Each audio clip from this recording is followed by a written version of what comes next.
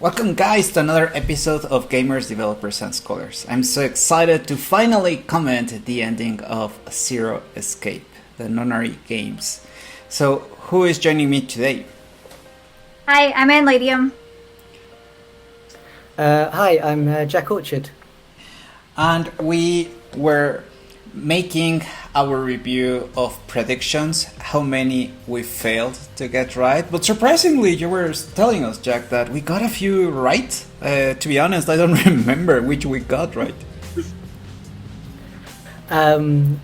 So Charles said in our first session that he wouldn't be surprised if Clover turned round and axe murdered everyone. I was trying so hard to keep my face straight on that because of the whole situation. That ending didn't happen to me. I didn't get to see that ending. Wow. Yeah, I have heard that there is an axe ending, so that was it. Okay. Why did she do that? If you don't get her trust, you know how you have to give her the bookmark? If you don't have that, you can't get her trust, then she loses her mind thinking that everybody was against her killing Snake. And it's terrifying because like the art that you get for it is her just like super cutesy, like walking away from you with the like bloody axe like dripping, and you know, she's taking everybody's watches off of them, and it's like, holy moly. Yeah, that sounds cool. Ashamed that I didn't get that. Ashamed that I got her trust. Well, you can always go back and play it again and get that ending, or Absolutely. watch it on YouTube. But that sounds like a cool ending. It's funny because there's a joke going amongst some of my friends that we're always like, you know, was going through some things. You know, people process trauma in different ways. Sometimes they just axe murder. It's fine. So what was the other one?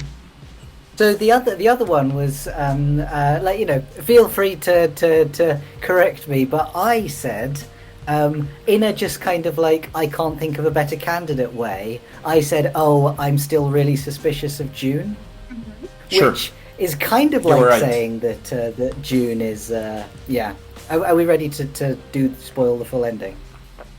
Yeah. Today we comment everything, of course. This is the spoiler zone. So yes, I came close to saying that June is zero. I didn't get fully there, but I was on my way. June is part of a team of zero. In that sense, you got it right. I believe we both said that the dancer lady, who turns out to be a programmer, Lotus, right? Yes. That she was a red herring. We were saying that. And that she was a red herring, so someone else like June could potentially be zero. So I like that, at least on my playthrough, I underestimated her, Lotus. I thought that she was just a dancer, and she turned out to be this hacker. Totally out of the blue, and apparently she had something to do with the company of Ace. And her daughters were on the same original game as the first nonary games. Clover, the first nonary, Clover and all of them. Yep, her twin daughters were there too. Yeah, so I like. Well, I have told you that I don't like when characters, especially women, are over-sexualized, especially when other male characters are not as sexualized in the same game party. But I believe in her case, it was well used because she was a red herring, partly because of how she behaved, but partly because of how she looked. And she turned out to have a lot of complexity, but in an economical way, because at least with me, she didn't have that many scenes. Right. So I like that by having a suspicion based on her looks, you can more quickly subvert it. It was done well. Yeah, it's shocking because and I'm sure you guys can figure this out. Like, I have problems with over-sexualization of women in video games. Wow, surprise, big shocker. But And I even apologized when we first started playing this game. It's like, I forgot that there is a booby character in this. I'm so sorry. But she really subverts so many of your expectations, and I actually really ended up liking her by the end of my first playthrough. Like, I still like her a lot. She's not my favorite, but I like her. Whereas going in, I was just like, oh god, another one of these. Yeah, I also, that's why sadly I don't watch or play a lot of things related to anime, because back in the day that was so common. Yep. I really enjoyed this. In a similar way, I didn't like June at the beginning, like I told you guys, because I thought that the protagonist, by just being the usual nice guy, was getting this girl, and oh my god. So who was Zero? Partly it was June, but Zero was a team. Zero was a team. It was Santa and June. And Santa was able to get a ton of money via stock market, and he was the one who financed the whole operation here. And they put it all together to save June. So it was only the two of them, right? Okay. So with the sort of like the little details in the setting, stuff like the 9 plates on the side table, was that all? That was all set up by Santa to exactly replicate the circumstances of the first nonary game. It was set up by both of them. Yep. I see. So it's not in the exact same building as the first nonary game. Okay. No. Nope. No, it's all completely replicated. Yeah. In that sense, it turns out that we were in the other installation, that we were in the desert, right? Yep. Yep. In Nevada, I believe. Yeah, in Nevada. So how did the beginning occur when there was flooding? I mean, you can flood a building easily. So they recreated the flooding as if it were a ship, but in fact they were in the desert. Yep. Nice. So interesting. So at the beginning, like I mentioned to you, I thought that it was very economical in terms of environment, but I like that now the game made use of that to tell you, well, turns out that the ship was so economical or samey, the rooms were so similar because we were just recreating the minimum so that we could do it in a lab in the desert. And it makes sense. Yeah, this got me also some Portal 1 vibes. Ah, yeah, okay, I could see that. I could definitely see that. Okay, so what was the moment, and since naturally you know this game well, when you were so close to laugh or to make fun of our predictions? Man, I mean, like I said, I was trying so hard not to laugh when the whole axe murderer thing came up, because it was just like, oh god. Because like, how do you nail that one? How do you nail that? But apparently that's the case, and I don't know. I remember that I was thinking that the suspicion of June was interesting, because people don't suspect her so much. Really? I mean, she's your friend, she's your pal. Even though you haven't seen her in like a decade, it's fine. It's the weird like provocative stuff. Like the from the first discussion session, like, oh, there's a bed. Yeah. What do we do? Wink, wink. Kind of stuff. Yeah. Which, I guess, I don't know. I guess in the context that we now understand those transactions to be happening, like this is the kind of the complete desperation of the child to get the adult on board, so that Junpei is kind of engaged with her in the second nonary game. So then that then gets interesting, because then that's a child thinking about how Exactly. adults think about sexuality Exactly. and relationships. And I mean, that's the whole thing, is that her whole goal is to make him connect enough with her so that he can pull this off and save her. So that's why she's always just like getting so up and close with him, is because she has to make him care enough that like that desperation happens. Which is fascinating. And there was something else I was going to bring up, and now I'm totally blanking. Anyway, I might come up with it again. So, well, you remember, it is surprising to me then that few people, apparently, based on what you said, Anne, pick up on how distinct, how weird her behavior is. I believe, sadly, that could have to do with how much there are main children, I believe is the term, in games, that they really want all of the female characters to behave in this way.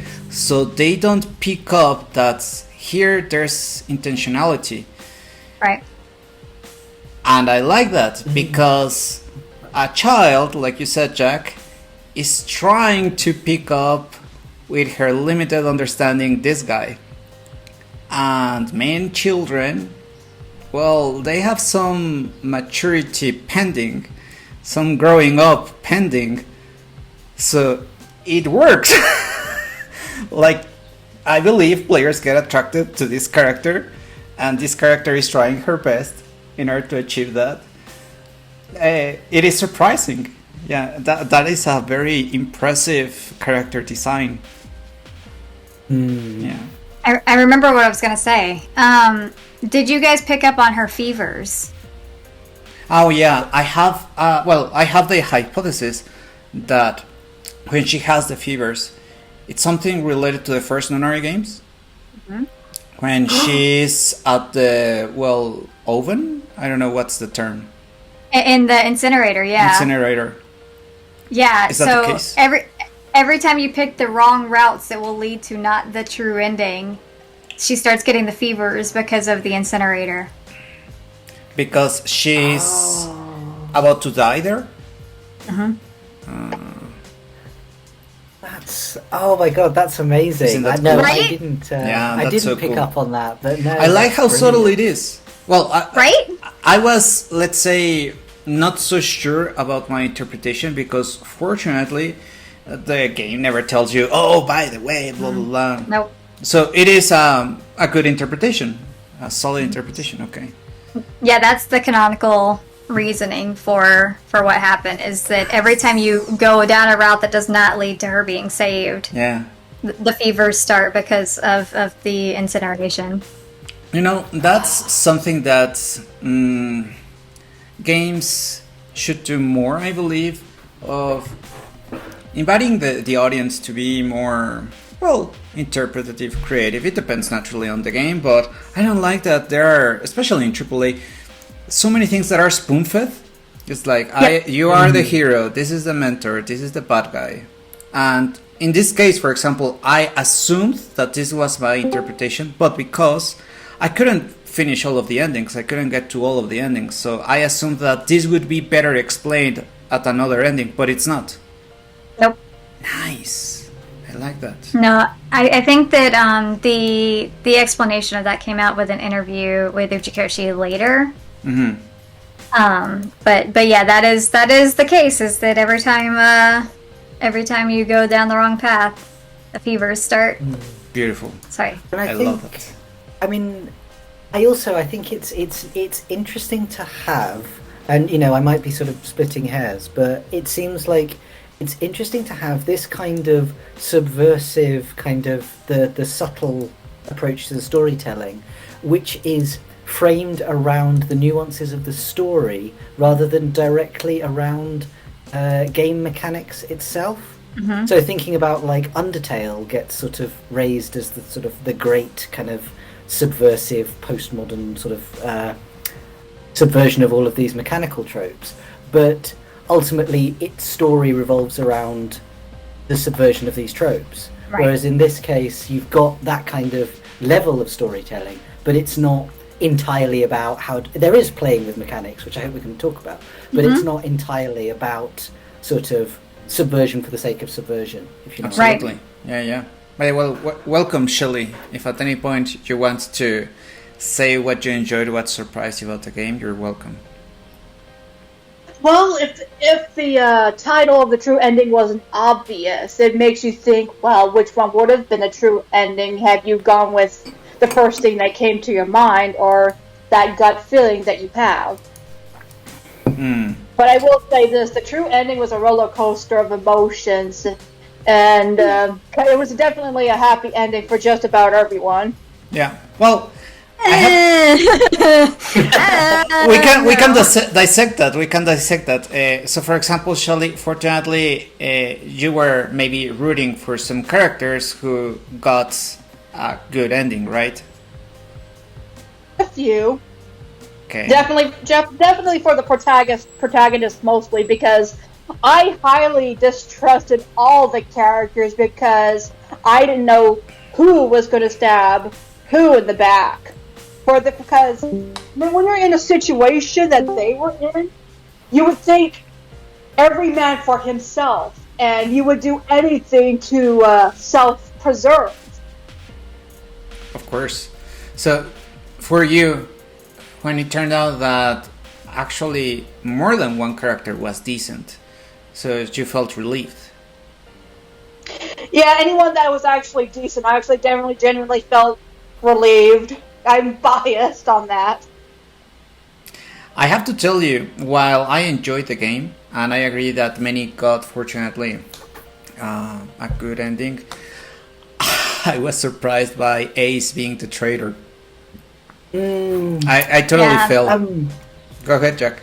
Well, because I was doing some notes for ahead of this meeting and like trying to think about Ace's character, and like if you take the route that goes through the like the captain's cabin and there's the corpse and you have that puzzle room, Ace is super charming. Like, he's telling dad jokes and like being kind of a bit awkward, and it's just like the fact that he's sort of really, really quiet until he kind of has you by yourself with Clover, and then suddenly he's very kind of ingratiating, very, very sweet, and I was like, oh, I love this guy. This is perfect, like, psychopath behavior. Oh, like, okay. He really, really puts you at your ease, makes you very comfortable in a room with a corpse. Yep. Yeah. Okay. Even the self-sacrificing when he's like, "Oh, well, you guys go ahead. Like, I'll just take a nap here. It's fine." Like, he's trying to specifically put you at ease here. Again, when there's murder close. Because no. Remember when we were in the big room and he did the nap. that.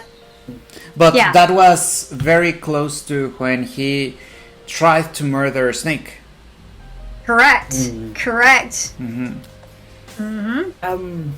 Also, like the thing about the Soporil when he injects himself, like, didn't bat an eyelid when I played through that. I was like, obviously he knows what this drug is. Like, clearly I'm just ignorant and I don't know about these things. But, you know, he's an adult. He knows what's going on. And it's just like, never clicked that it would be in any way odd for him to know exactly what this drug was going to do. Right. Right. And there's also another ending that it really throws you off because there's just a pile of bodies on the stairs. And one of you guys might have gotten this ending. I'm not 100% sure. But there's a pile of bodies on the stairs. And he's in that pile.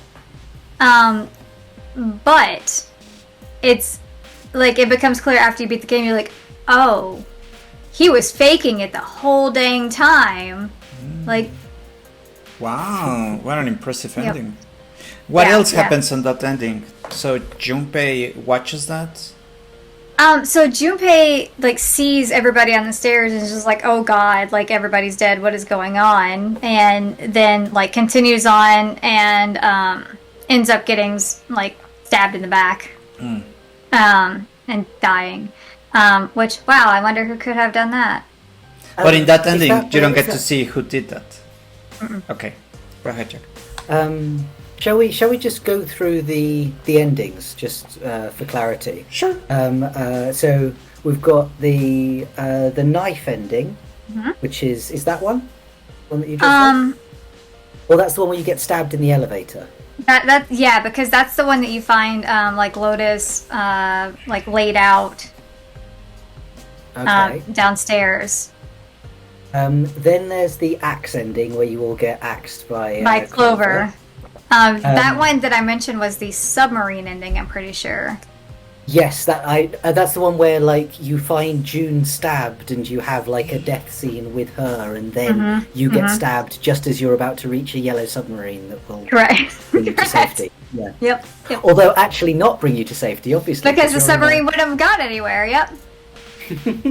I was like, did they recreate the submarine in the desert? Yeah, the submarine's there, it just will not go anywhere. Okay, good. Then you've got the syringe ending, which I didn't get. I read about it later. Yeah, the syringe ending was specific to the iOS version. Oh, I see. And then you have... Oh, go ahead. Well, or just so the syringe ending is basically like the axe ending, but Clover kills everyone with a syringe. Maybe. That's what it said on the wiki. I believe it then. okay. And then there's the true. No. There's another one that I got, and that is the coffin. But when There's the you coffin don't and have, the safe. Yeah, but when you don't have all of the pieces, when you don't have a password. Yeah, when you don't have the password, but you get the password from the safe ending. I see. Yeah, no, I didn't. That whole line, I didn't get. Yeah, it was a bit frustrating. Go ahead, Anne. I was gonna say that's also a good point to start bringing up, like some of the mechanical details here, because the only way that you're able to get past that coffin ending that you got is by playing through the safe ending. And what they're actually doing here is that they're trying to replicate that whole like morphogenetic field moment with you by you pulling in information from another route that you took. And Junpei's like, I don't know how I know this, but I know this, so here we go. Do. Okay, we're good. Like, literally, they're replicating what you're supposed to be doing through you doing these different routes. You're remembering stuff, which is, it's so cool. That's such a clever way to do it. Indeed, definitely. So then, does that then make the player Akane? Okay, so that's something that I think is an interesting thing to bring up. Because if you remember pretty early on, when we were talking about this, I was like, remember that there are two modes for this. There's like the novel mode and there's the like action mode or whatever, I forget it's called. And a lot of the novel mode is actually Akane narrating for you what's going on.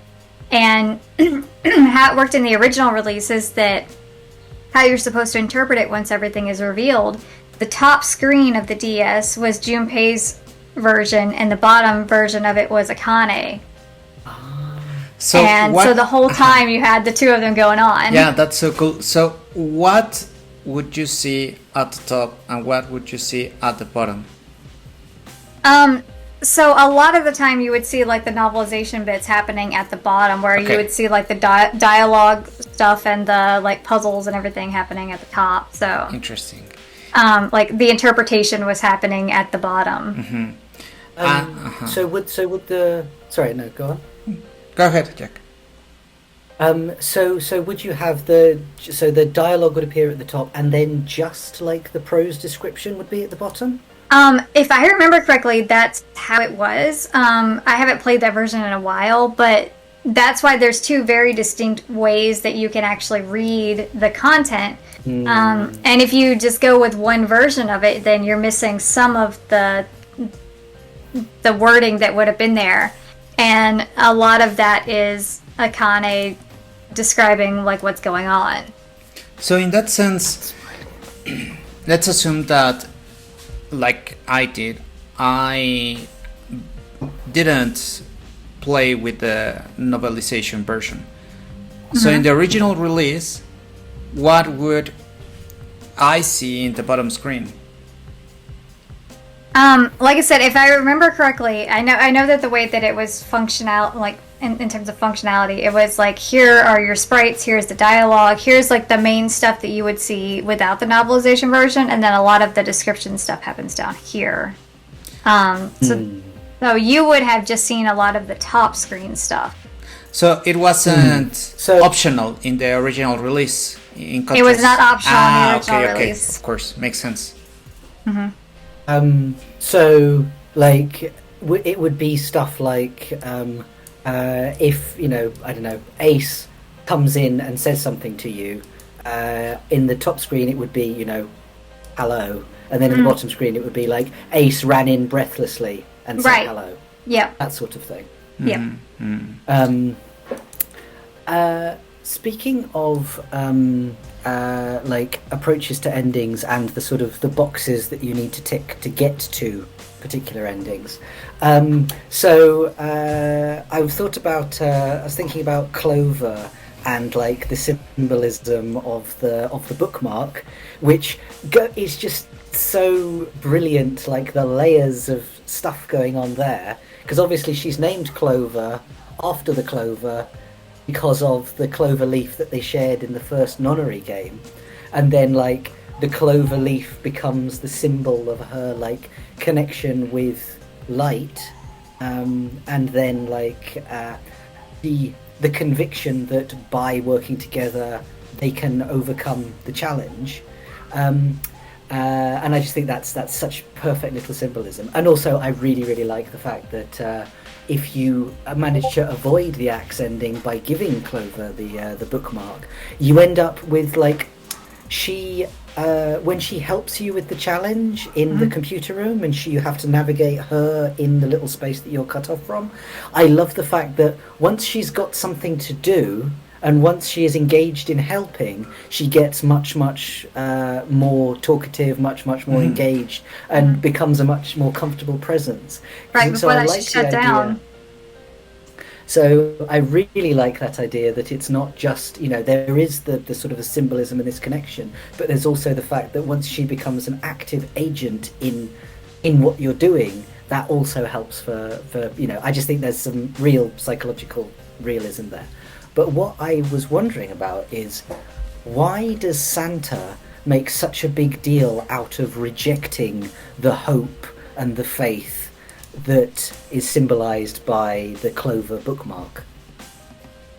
I mean, at this point, and I'm sure you figure this out, Santa is very jaded. He's gone through a lot of rough stuff throughout the years. I mean, he lost his sister after a hugely traumatic event, and then has been like, in a weird way, trying to like Schrodinger's cat with his sister to bring her back.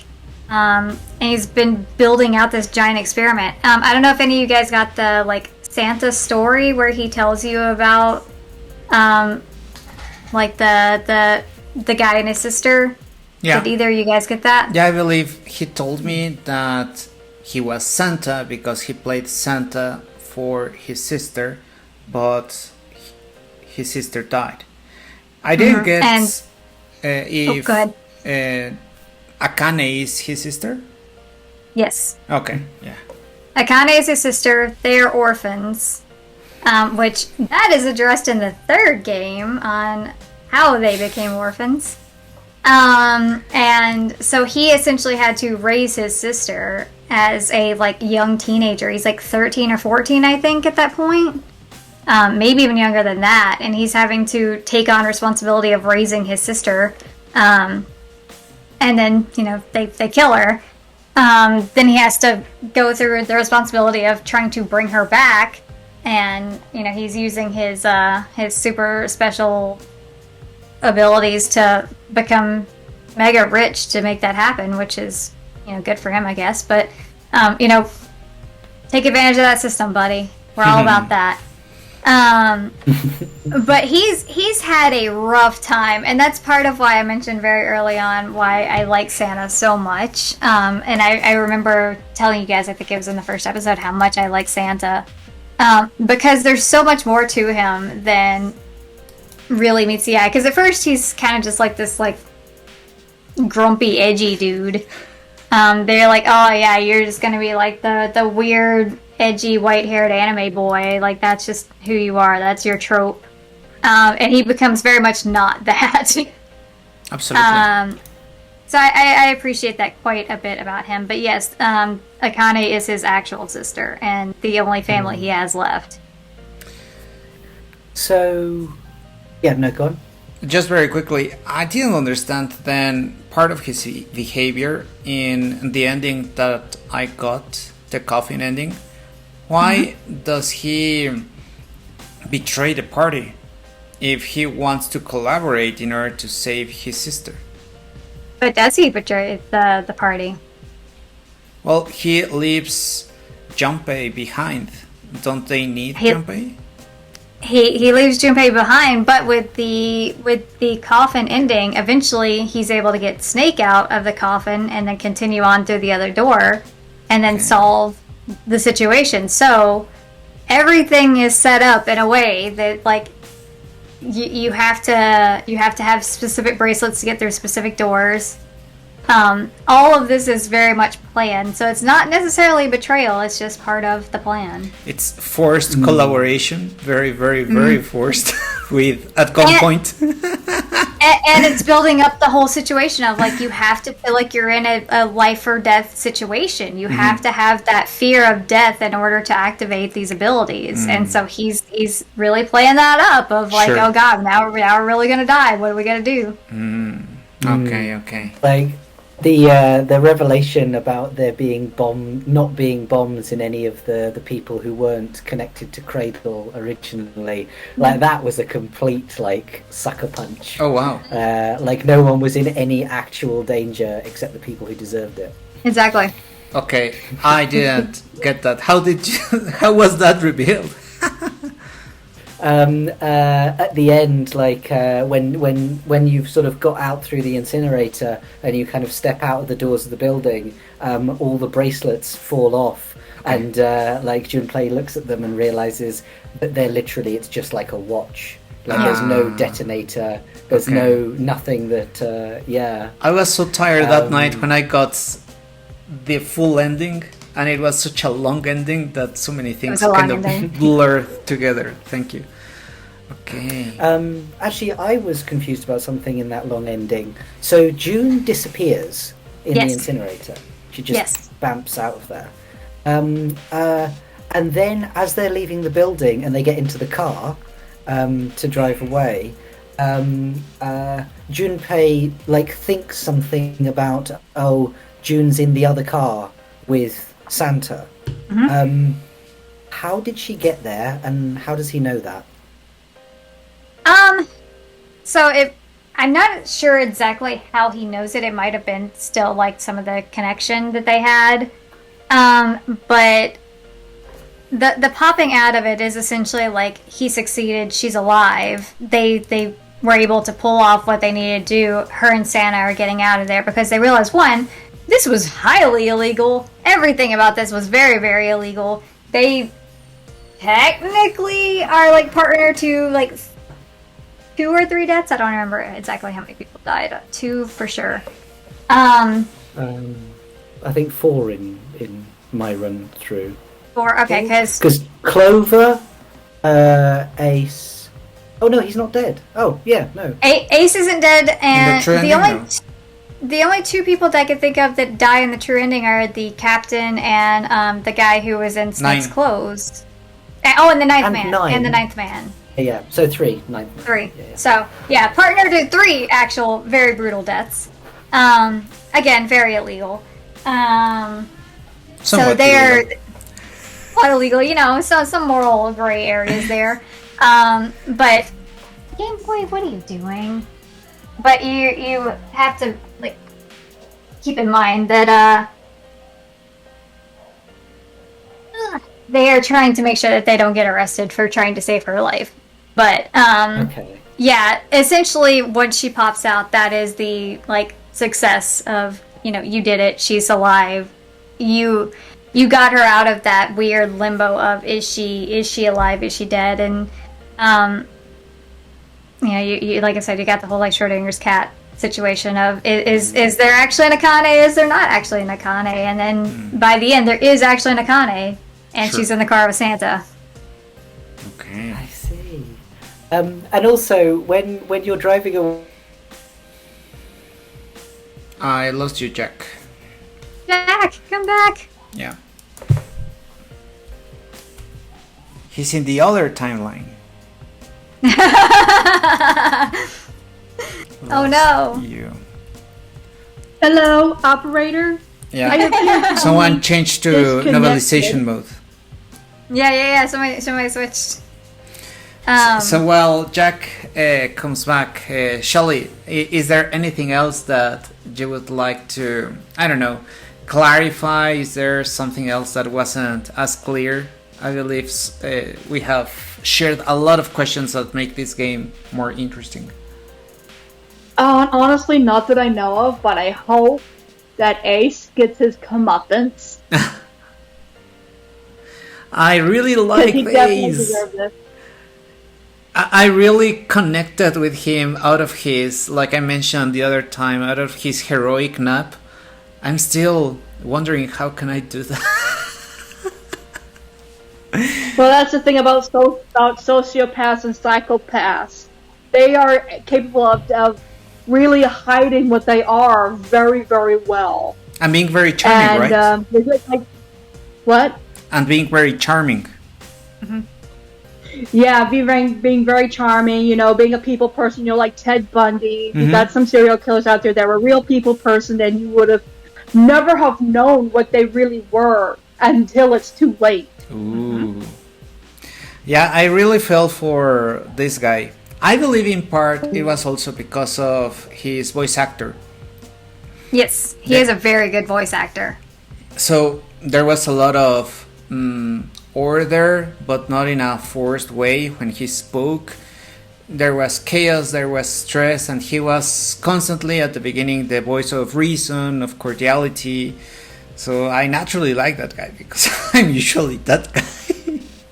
All my life, I'm usually that guy. So that's why, at the same time, it was surprising. It was enjoyable for him to be the traitor, and the traitor in, let's say, in not obvious ways. For example, I would have never imagined that he suffered this issue of not being able to recognize faces. Mm-hmm. And I believe that's a true problem, right? It is a real thing, yeah, it is a real thing. Mm-hmm. So it is very interesting to me that he cannot recognize faces, but he's very charming. Mm-hmm. So I have, He's well, returned. welcome, Jack. Hello. Well, I completely lost. So now I'm on my phone, which is running out of battery. So I may disappear again, but yeah, sorry. During the phone timeline at the moment. So just wrapping up this this character, I believe that sometimes characters who, let's say, have something pending or they lack an ability, in this case recognize faces, and if they are sociopaths, as we heard, well, they compensate by being very skilled in what they can control. So in this case, this guy, well, he did project to me that he was a very effective CEO, controlling people, but in a very subtle way, like he did with the Ninth Man. I had never imagined that when the Ninth Man said he killed me, he was speaking about Ace. There were so many moments that I really liked, that they do make sense in retrospective of how Ace was controlling things, but not in a, let's say, Bond villain way where so many things are being controlled. No, this was somewhat realistic. Like, he wasn't Zero, but he was still manipulating characters in what was possible. I really like him. That's the thing about psychopaths and sociopaths is they can be very manipulative, and you wouldn't know it. Yeah. Just that I'm such an easy prey for that kind of behavior. I want to trust people. Go ahead, Jack. You had some thoughts. Oh, well, no, just exactly the same. Like, I was, I like the voice actor who does Ace, and I was just like, yeah, you're cool. You're telling dad jokes. It's lovely.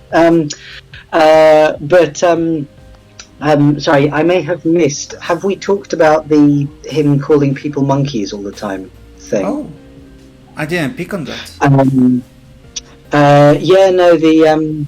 So I think it initially comes up with Lotus, saying that like the prosopagnosia and the inability to recognize faces is like a human looking at monkey faces, like you can't distinguish them.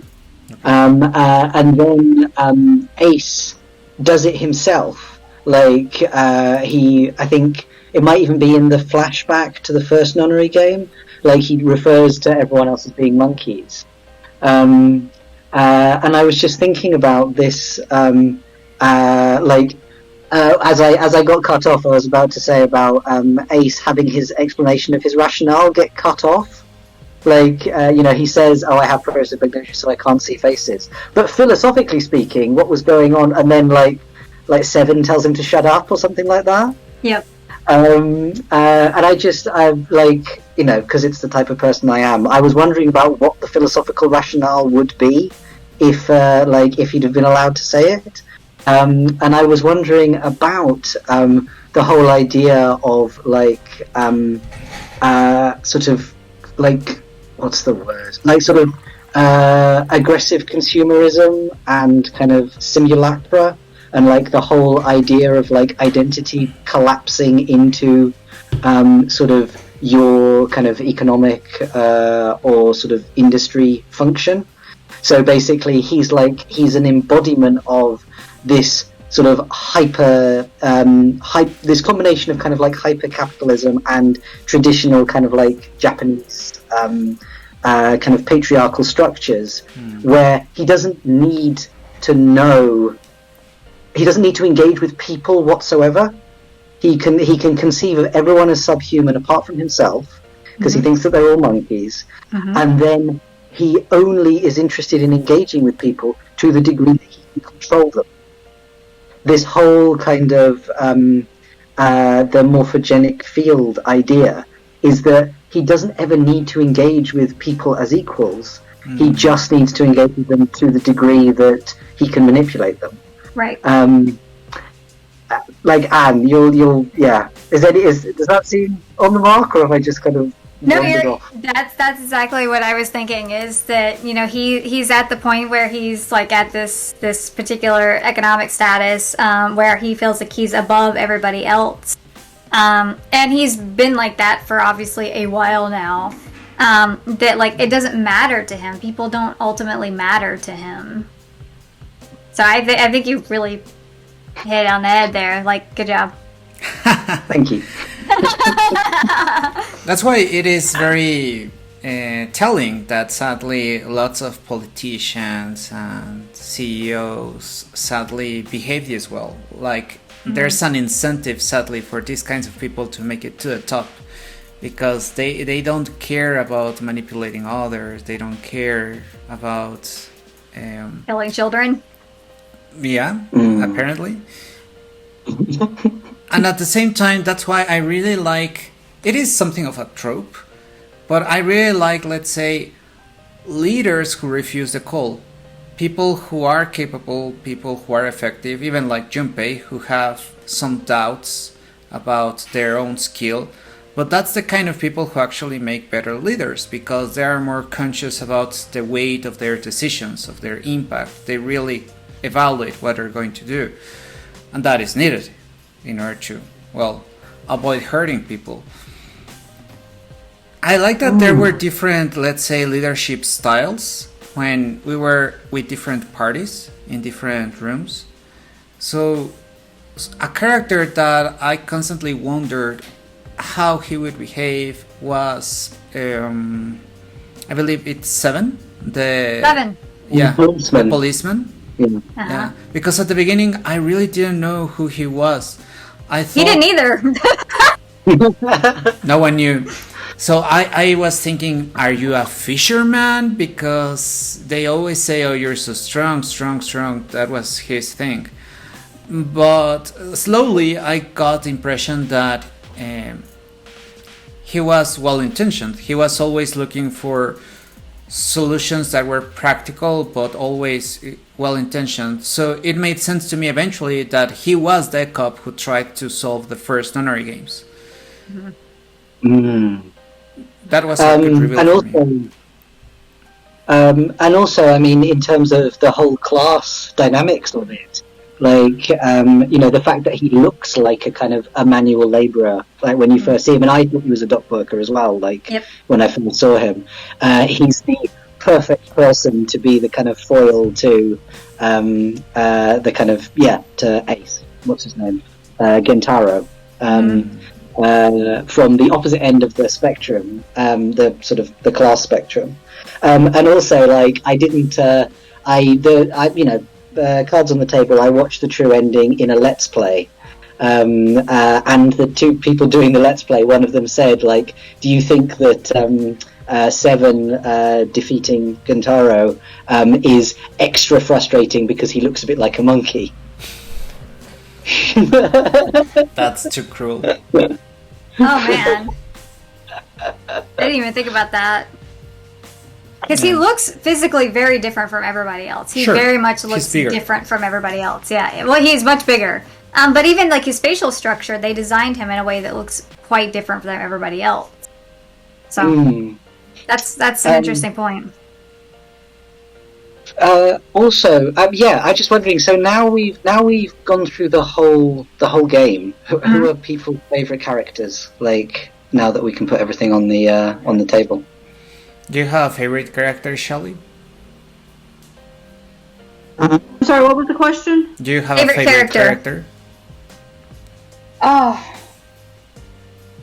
Honestly, I kind of like them equally, but I guess it was 7 because he like I said in the last game, he was a cop, but he ends up. But for a cop, he seems to get himself into quite a bit of very bad situations.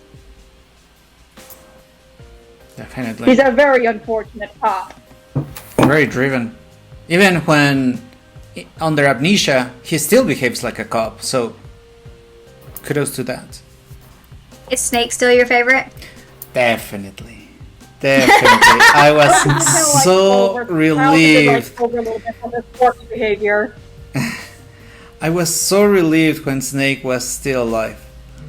I was so relieved. And I also really enjoyed the time when I was playing with him, because it was so easy for that character to just be arrogant and antagonistic.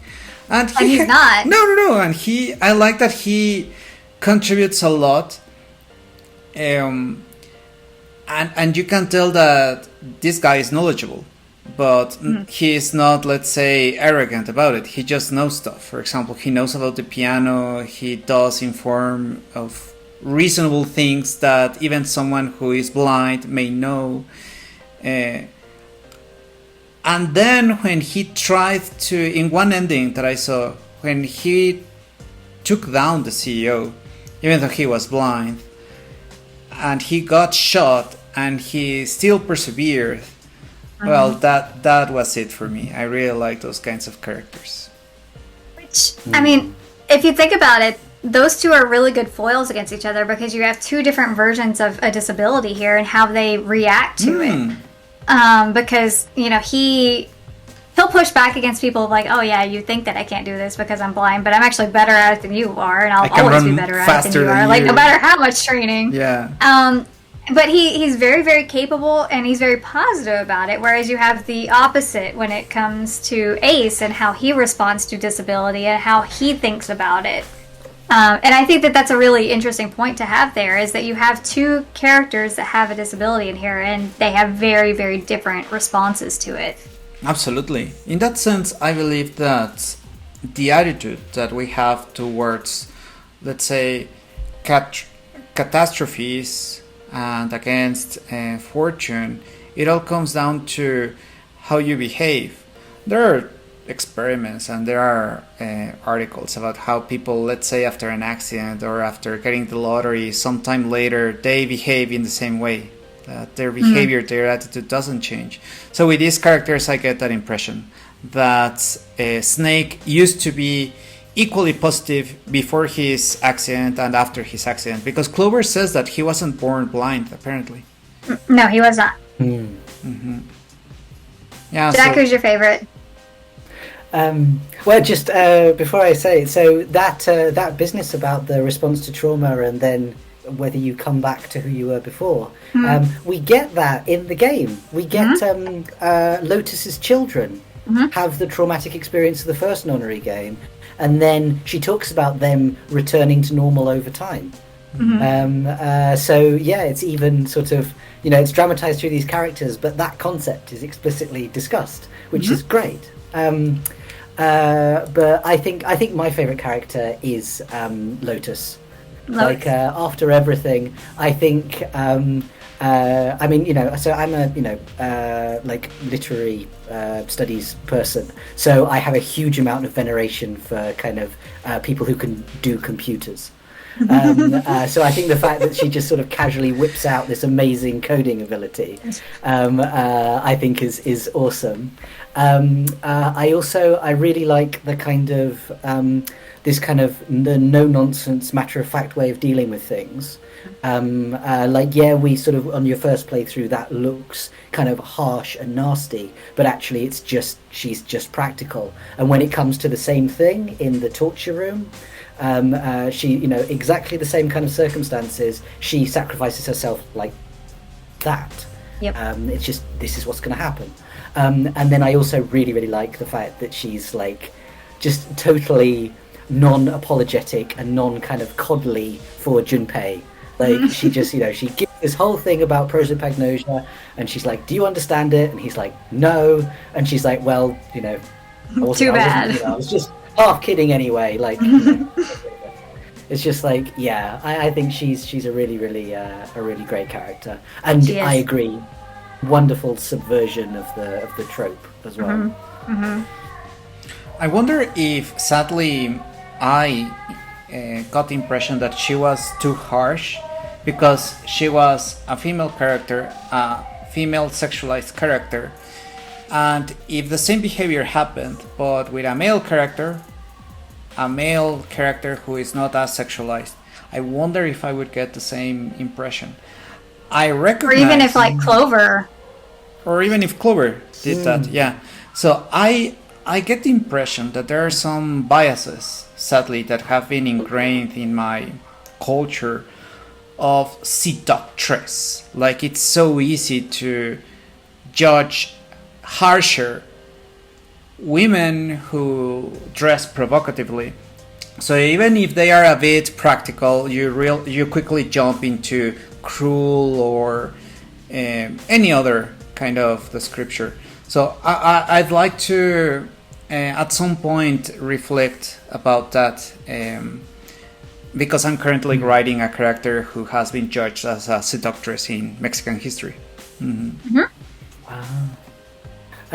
Well, I think it's interesting because the one of the subtleties in what they do with Lotus is that it would be very easy to downplay the seductress trope by playing up the maternal trope, and having her sort of defined around her motherhood and the fact that she's doing all this for her children, which would be better than just she's a seductress, but it would once again be another kind of another trope, just a different one. The whole Madonna whore thing.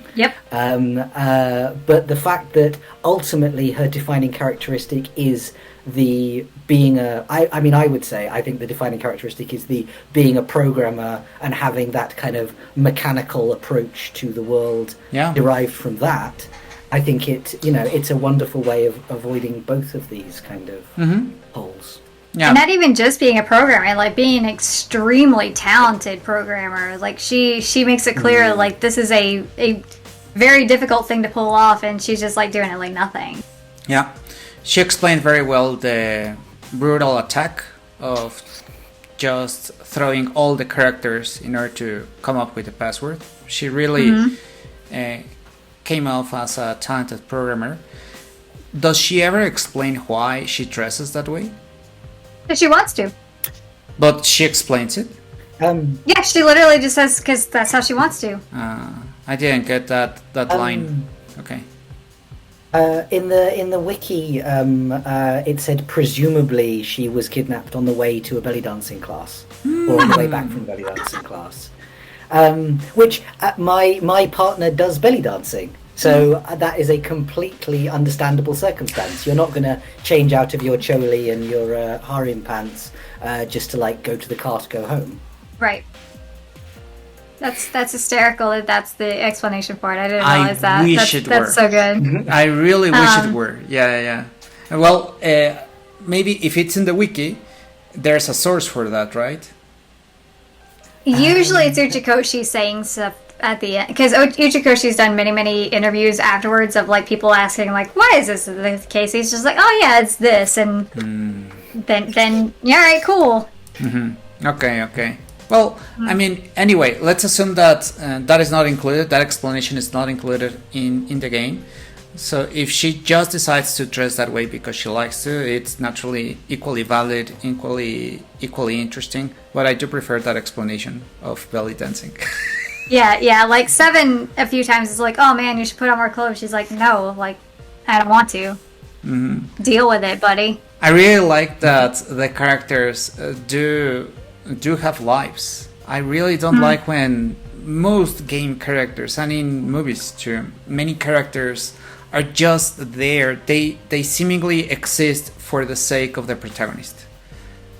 They're just innkeepers waiting for your protagonist to come in, shopkeepers, everything around the protagonist. And no, I like that these characters do have a life. Like, she has a preference on how she dresses, and she doesn't care about what Seven thinks. I really like that. And I believe it contrasts a lot with June's behavior.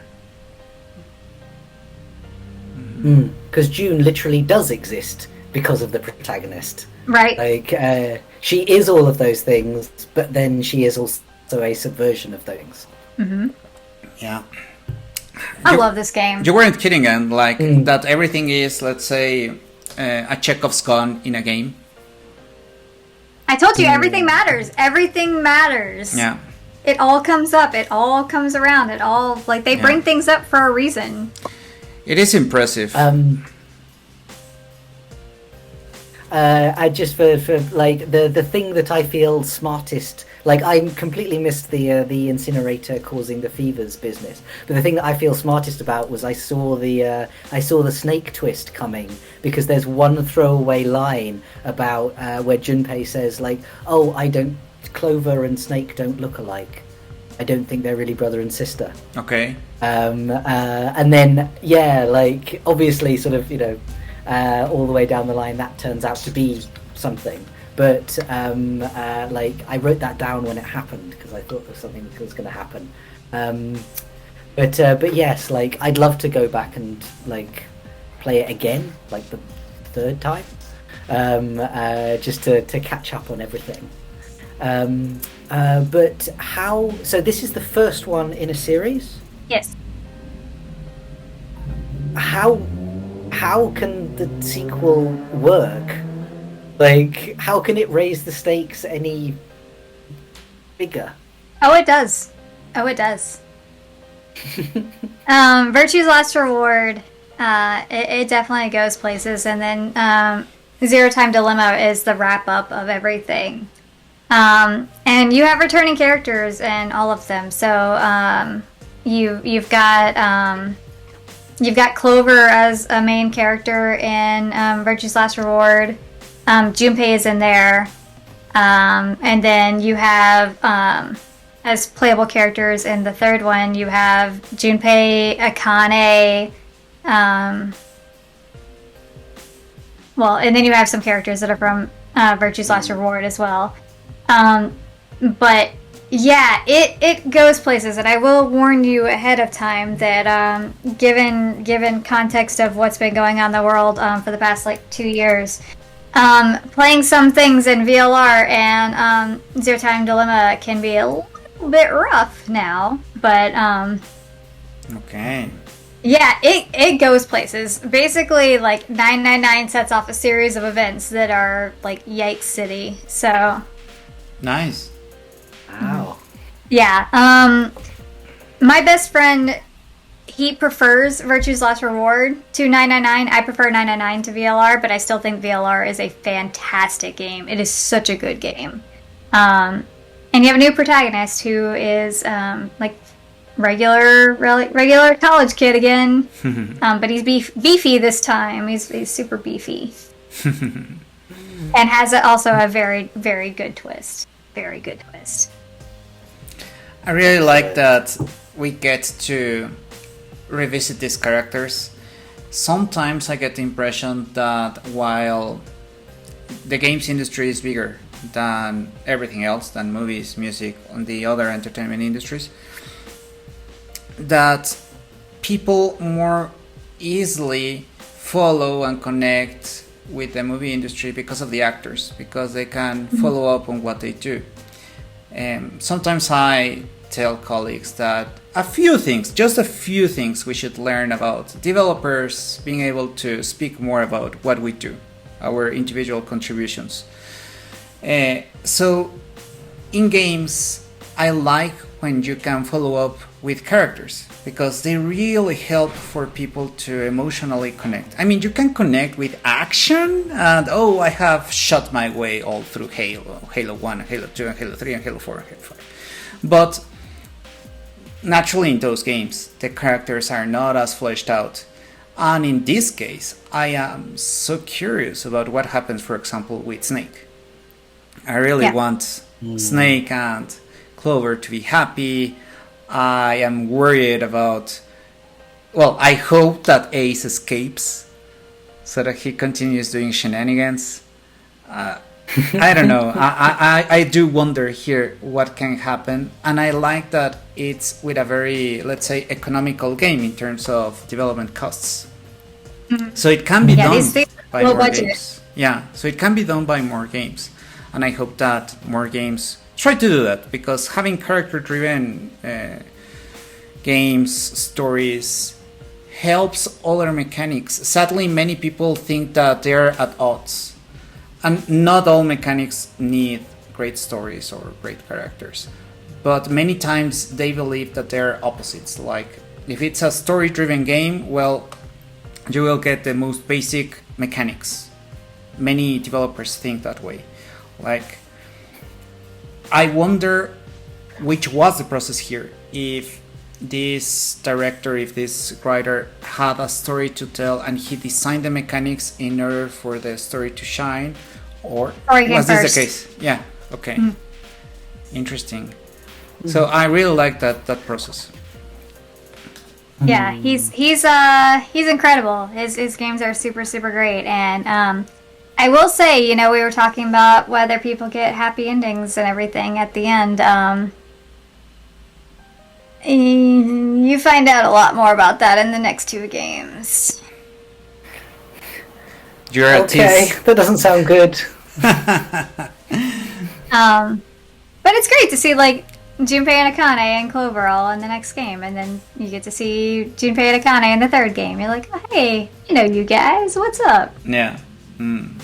I'd like to see if her personality changed now that I assume she won't be thinking like a young girl in an adult's body. It's different to see her now. It's very different to see her now. I look forward to that. Wow. I believe you didn't tell us, and which is your favorite character in this first game? I was hoping you would forget that you asked that question, because I can't answer this. I love them all so much. Honestly, I think if I were to give you a favorite, though, like, it would have to be Junpei. It really would, because, and that might be also because of what I know going forward too. But Junpei is such a good character. He is such a good character. Because originally, like, when you're playing the game, you're like, oh, you know, this is just like my player insert type character. He's just like a goofy, generic guy. But there's so much more to him that's just phenomenal. And, like, I don't know if you guys got the story about the bunny cages and how all that went down, but, like, hearing that story about what Junpei did for Akane back then was just, like, full on tears. He's a very, very good character, and seeing how he evolves, for better and for worse, is just so good. And I love seeing how this first game really influences his character, his mindset, his behavior going forward, because it changes him a lot. Oof. I look forward to that, because I recall that at the beginning I wasn't connecting with him. Yeah, I mean, Yes. you have to think about it though. Like, he's dying multiple times. He's seeing everybody else die multiple times. And he's remembering it. That's traumatic. That's extremely traumatic. Yeah. So, like, how do you recover from that? How do you move on from that? How do you move on when the person that you just saved just completely abandons you? With style, like Snake does. I like that he was trapped in a coffin and he came out with some ropes and nobody said anything about the ropes. I'm like, are you a cultist now or what up? But let's just roll with it. Let's continue.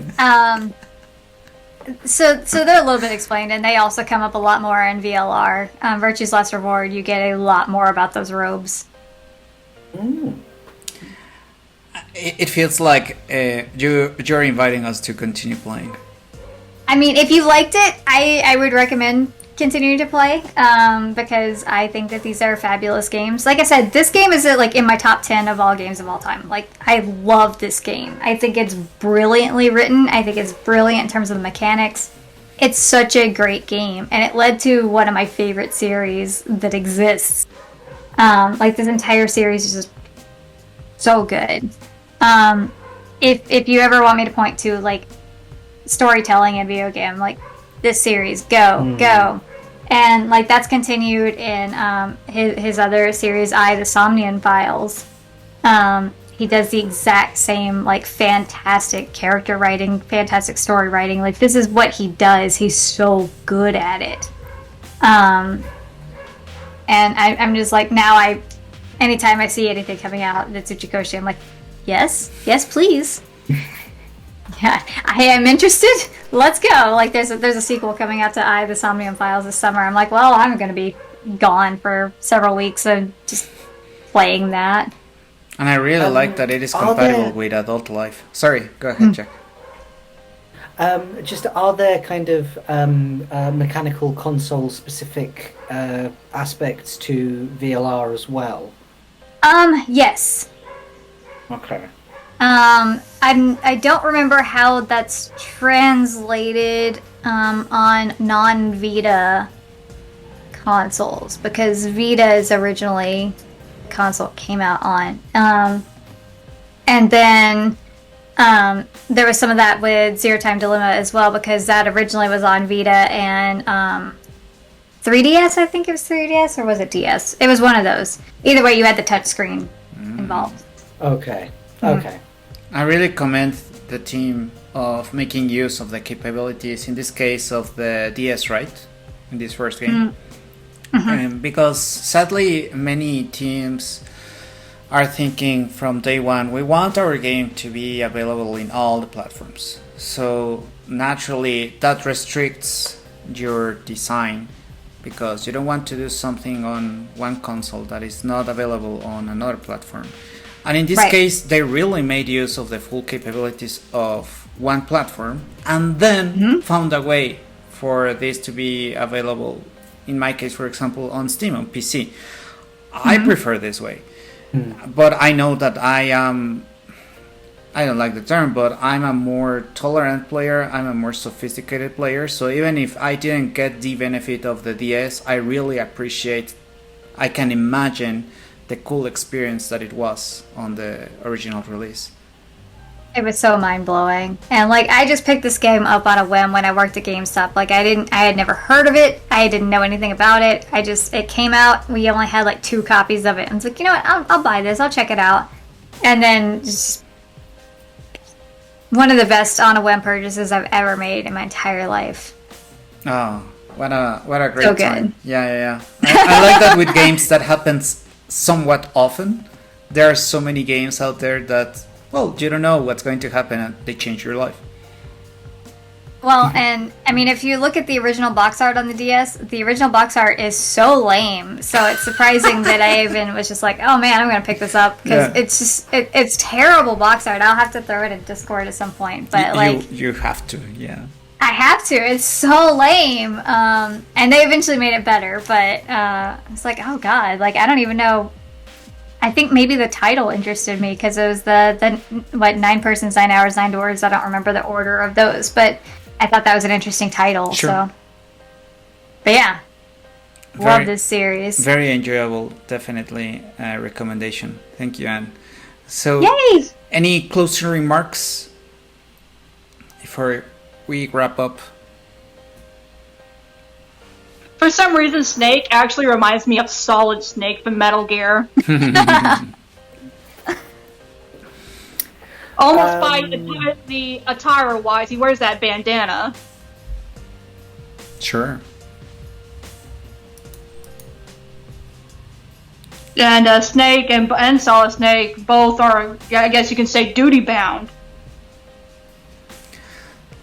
Yeah, I am surprised that I connected so much with Snake because he doesn't have that many scenes, and for quite a while he doesn't appear. But yeah, I really like him. He's good. Yeah, He's good. you had some thoughts, Jack? Well, just that, like, a presiding theme that seems to be sort of predominating over, like, all of the sort of Japanese games that I've been playing recently has been this whole thing about like generational trauma, like post-apocalyptic trauma, or like family trauma, or intergenerational trauma. It feels like it's such a kind of dominant theme, and I just think that this game is such an interesting exploration of that idea. So yeah, I really also I think it's a game that has really rewarded being approached exactly the way that we did it. Yeah, like I think without these discussion sessions, huge swathes of the nuance and the subtlety would have been lost. absolutely. So I'm very grateful for picking this. Yeah. I really appreciate Thank it you guys more for with you playing guys. it. Yeah. In that sense, I believe that's something pending for our medium, and that's why I really like reading you guys and chatting with you guys, because while games are so rich and therefore benefit from multiple interpretations, it's still hard to find this long form reflected considerations instead of the quick 10 stars 30-second trailer, Yes. or 2 paragraph don't buy it on Steam comment. So I really believe that by having these quality games and having these quality discussions, we're getting to find equally the way in order for them to be better commented, appreciated, even recommended. That's why I look forward to the suggestions that we've had on Discord about how to experiment with the next game.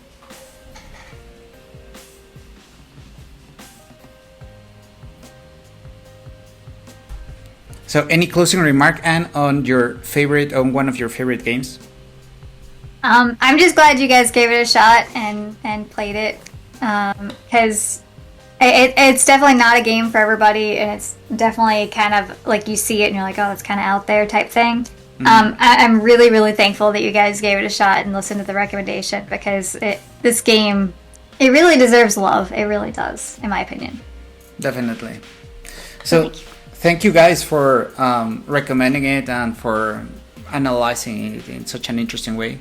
So we'll vote on the next title and see you guys soon. Right. Take care. Bye.